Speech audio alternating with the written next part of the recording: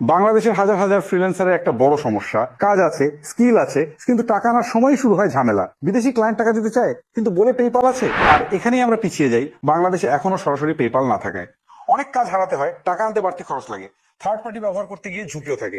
এই সমস্যার সমাধান কি আসতে যাচ্ছে? গত 22 এপ্রিল জাতীয় সংসদে একটি ঘোষণার পর আবার আলোচনা এসেছে পেপাল বাংলাদেশে আসতে পারে। পেপাল আসলে কি? সহজভাবে বললে, পেপাল হলো একটি গ্লোবাল অনলাইন পেমেন্ট সিস্টেম। এটা অনেকটা আমাদের বিকাশ বা নগদের মতো, পার্থক্য হলো এগুলো শুধু দেশের ভিতরে কাজ করে, আর পেপ্যাল কাজ করে আন্তর্জাতিকভাবে। শুধু একটি ইমেল দিয়ে আপনি বিশ্বের যে কোনো দেশ থেকে টাকা পাঠাতে বা নিতে পারবেন। পেপ্যাল এলে কি বদলাবে? ফ্রিল্যান্সারদের জন্য ক্লায়েন্ট সহজে টাকা পাঠাতে পারবে, কাজ পাওয়ার সুযোগ বাড়বে, পেমেন্ট ফাস্ট এবং সিকিউর হবে। ছোট ব্যবসায়ীদের জন্য বিদেশ থেকে পণ্য কেনা সহজ হবে, কোর্স বা সফটওয়্যার কেনা সহজ হবে। স্টুডেন্টদের জন্য বিদেশে অ্যাডমিশন ফি দেওয়া ঝামেলা মুক্ত হবে। প্রবাসীদের জন্য দেশে টাকা পাঠানো হবে দ্রুত ও সহজ। সবচেয়ে বড় সুবিধা সিকিউরিটি। আপনাকে বারবার কার্ড বা ব্যাংক তথ্য দিতে হবে না। পেপাল নিজেই একটি সুরক্ষিত মাধ্যম হিসেবে কাজ করে, বাট সবকিছুরই একটা ঝুঁকি আছে।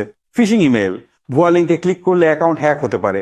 মানি লন্ডারিং, অবৈধ লেনদেনের ঝুঁকি নিয়ন্ত্রণ কঠিন। পেপাল টু পেপাল ট্র্যাক করা সহজ না। সলিউশন কি? শক্ত রেগুলেশন দরকার, 24 ঘন্টা মনিটরিং দরকার, ব্যবহারকারীদের সচেতনতা বাড়াতে হবে। পেপ্যাল শুধু একটা পেমেন্ট গেটওয়ে না, এটা হতে বাংলাদেশের ডিজিটাল অর্থনীতির নতুন দরজা, ফ্রিল্যান্সিং, আইটি এবং অনলাইন ব্যবসার জন্য। এটা হতে পারে একটা গেম চেঞ্জার।